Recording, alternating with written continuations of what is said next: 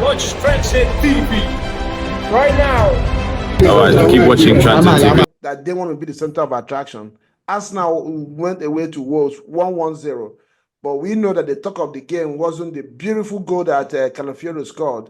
It was more of somebody probably who premeditated something that he's going to do in that game in the name of Michael Oliver that decided to make himself look very stupid yesterday. Ugum, I don't know. What did you make about that? You want to talk about the game? You want to talk about Michael Oliver as he wants us to talk about? Yeah, I'm a referee, but some things are just disgraceful. I'm never one for people to target referees because I am one. I know how bad or how scary it can be when you're targeted, right? But some decisions are made and you are completely lost for words as to why those decisions have been made. And it's a collection of events. Let's say Michael Oliver made a mistake. Yeah? How does he make a mistake? And the people in the VAR room looked at that, looked at the circumstance, looked at everything. Two things are involved there. One was, for you to get a red card in a game, it's going to be what they call doxo, denial of a goal-scoring opportunity. Yep.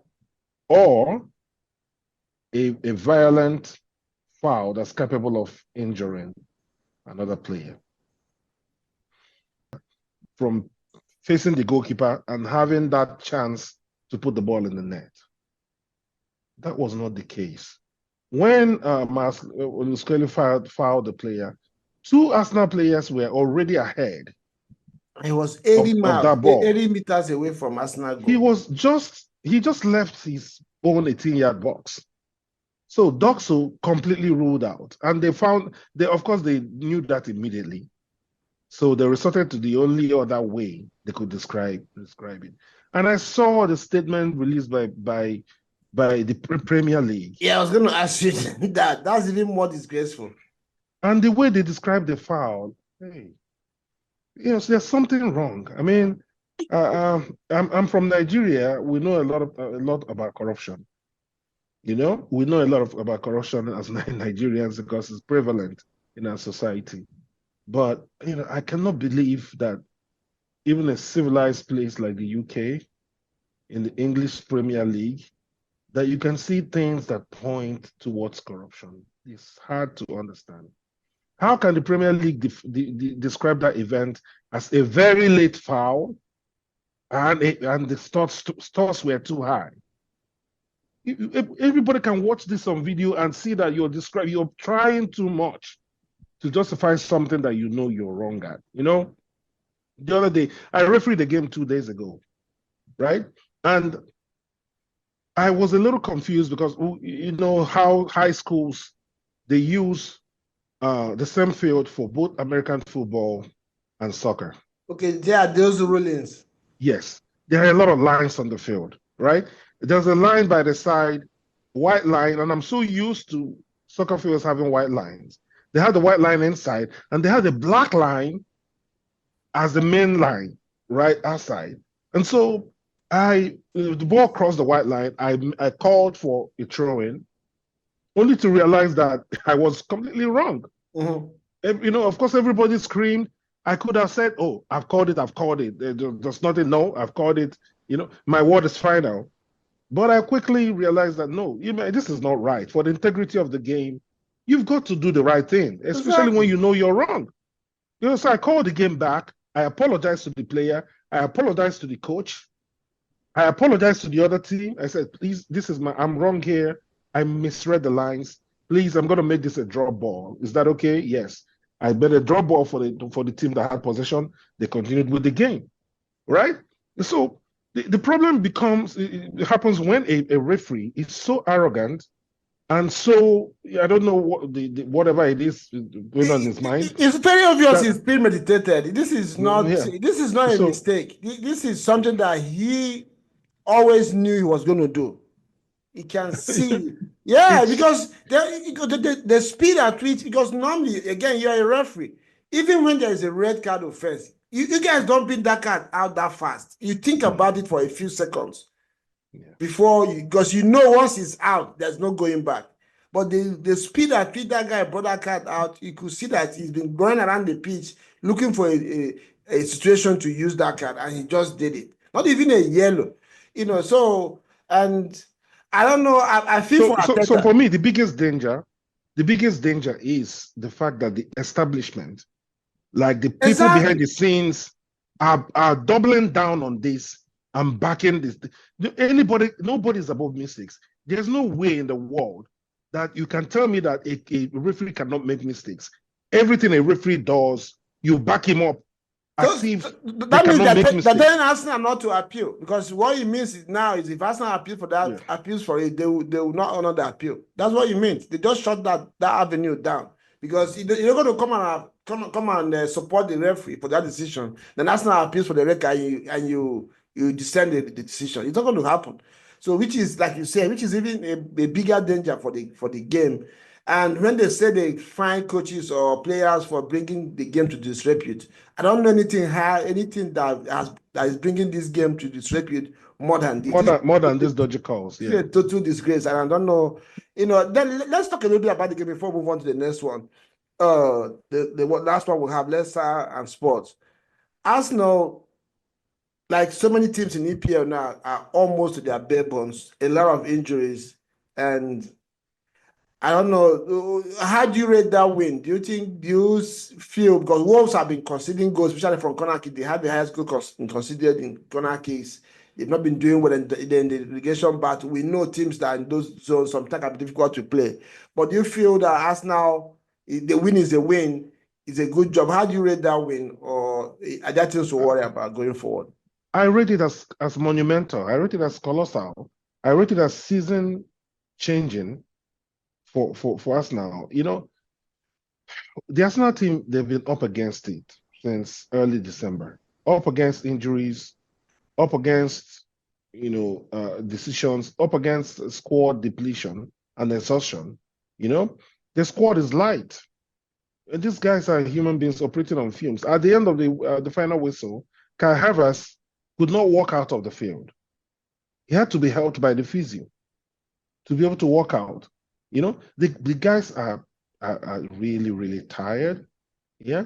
And no team is easy. Wolves may have had that record of being the side with the, there are a lot of themes, there are a lot of things that go on in the EPL, very nice sounding stuff. Oh, the side with the highest number of set piece goals, meeting the side with the lowest, highest number of goals conceded from set pieces automatically means that you score loads of goals. The world it doesn't work that way, So I say it's a win. A win is a win, and against the circumstance of that red card considered, with the fact that Captain Odegaard and the main offensive weapons for Arsenal were not there. Man, I will grab that win, with both hands and run. Yeah, I think I feel so too. I mean, Wolves were up for it on the day, having their new coach. And I know sometimes too is hard, because you're a team that everybody knows how you play. So it's easy for an intelligent coach to try to work you out, because most times you now have to rely on individual brilliance, and sometimes it doesn't work that way. Yeah, those 3 points were very, very vital, because if Arsenal had dropped up those points yesterday, considering what Liverpool did in their own game, I think the title charge would have just been done and dusted. And please, can I say something about this notion that everybody knows how Arsenal plays and it's easy to work them out? No. What I mean is it's easier to play a team that has a system, because you have an understanding of how they play, than teams that you don't really know what you're going to get. So when they come in, you can plan your game this way and they have something else. But Arsenal, you will know that they're going to camp in your half. They're going to force you to play in your half. So it's easy for you to work out, okay, let's stay strong defensively and try to hit them on a counter. It's a little bit that easier than, I'm not saying that it's easy to win again. I mean, like, you have an understanding of what you're going to get from them. They have variations, but pretty much you know what they want to, how they're going to, pounce on you. So that's what I'm not, like in a negative way. Then today we had another I don't even know what to call this one. Van Nistelrooy got the second win since he went to Leicester. I think the last 7, they have lost 7 games. They won today at Tottenham Stadium. Another team that I I don't know what to say, but with all the injuries, with due respect of all the injuries, I'm beginning to look at and a coach that needs to be checked out. I don't know what's wrong with him. The way he sets his teams up, every day you do exactly the same thing. You don't get the result you want, and you repeat it again tomorrow, you repeat it again next tomorrow, and you keep doing exactly the same thing. I don't know. What did you make of this one? I don't know if you watched him. I watched the game. Tottenham were leading 1-0, and you still know you can bet on it there's going to be a twist to this game, and that twist happens, and they didn't recover from it. Honestly, you know, I don't know. I don't know if I were a Tottenham fan. It's almost a hopeless situation. This is a coach that came in that looked like he knew what he was doing. To an extent, he knows what he's doing. The problem is that he's not adaptable. When the coach is not adaptable, you have a big problem. In the EPL, you have to be adaptable, right? Because it's a league that throws stuff at you that you never imagined will happen, right? So he keeps playing the same way, refuses to adjust. And for that, I will hold him accountable. I hold him accountable. I hold him responsible, right? You like one of the analysts for Tottenham was saying today after the game, you pretty much have played your top choice defense today, if not for Van der Ven, yes, and Romero. Yeah. Davis was there. The guy that they bought from Udinese was there. You played Poro was there, right? How do you still lose to Leicester City from 1-0 up? Right? So the coach has to take blame at some point. I will tell you how, brother. I will tell you the reason is because at some point, because these days I'm beginning to like, okay, let's even have, because sometimes things happen because you always watch the game, trying to make it. Sometimes you try to put yourself in the coach's mind as, okay, let me watch the setup. How do you have just 2 defenders behind the ball and the ball is in front of your 18? How? Yeah. Poro is gone. This one is gone. And like somebody said, there is no way it's going to be these players not listening to his instruction, because you're seeing it every week. There's no way you have corrected these players and they don't do it. That means that's what you ask them to do. Just go forward. Just go forward. And the one that is most annoying is this guy is almost lifeless on the touchline. He puts his hands in his pocket. Yeah. Nothing. Anything that happens, he looks. I'm like, did they ban him from talking, or he should just stop coming to the games?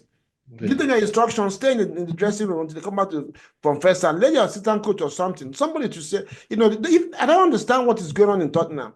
Is he just waiting for him to be sacked and paid off so I can go and have a rest, or what? I don't understand it. Yeah, I know. And on the other hand, Vardy, 38, is 3 goals short, 200 for Leicester now. What a professional, what a player. He must have been, taking good care of himself. I don't know. Do you have any word about the way he led that team today? I mean, this is a team that have not won in 7, traveling to London and having the mind, the way they worked themselves out today. And our brother Ayew is looking better in as individually as a player. I think I love what I see from him than what he was doing in Crystal Palace. They've managed to find a space for him in that behind the striker. And he's been pretty much effective in that position. But Vardy, I don't know. I don't know how to describe that professional. Yeah, I saw him when he was being substituted. He was still giving instructions to his teammates, asking them to hold on. I felt the passion, and I was quite impressed. He is a phenomenal sportsman that needs to be remembered long after he is retired. And he's so good that even as an Arsenal fan right now, I'll take him as a backup striker. Just bring him in. Honestly, when things are not going well, bring him in. The guy will make the runs. over and And over. over and over, he Yeah. doesn't stop. He will press Yeah. you. He will make the run. It's Once the very time impressive. comes, he scores it. He Yes. doesn't mess around. He Yeah. gets the goals as well. Yeah. So fans, don't forget to subscribe if you have not done so. Like, share this one. Please get us some likes. We've talked about so many games this weekend. I don't know how it touches you in your club. Let us know what your views are from our conversations today. It was a very intriguing weekend, very fascinating results coming in, a lot of surprising ones. Like we said, Everton with David Moyes doing their Nottingham Forest losing drastically against Bournemouth. City and Chelsea showing their shit show yesterday. And of course, Spurs continuing with what they are doing. Arsenal hanging in there, and the Manchester United doing what I call stealing of result today. They stole 3 points from Fulham, who on their own also could blame themselves because they really didn't have the cutting edge today. Though they had all the game, they had all the tenacity, all the work rate, and running United ragged in the midfield and in their defense, but they couldn't really create anything going forward. Yeah, that's how it happened this weekend. We'll see you guys again. Maybe a lot of games coming up. The season is heating up. So get into the comment section, get into the community, and let's hear you. Let's hear what you got to say, and we'll see you guys next time. Well, thanks for stopping by, and we will do this again next time. Ciao. Yeah.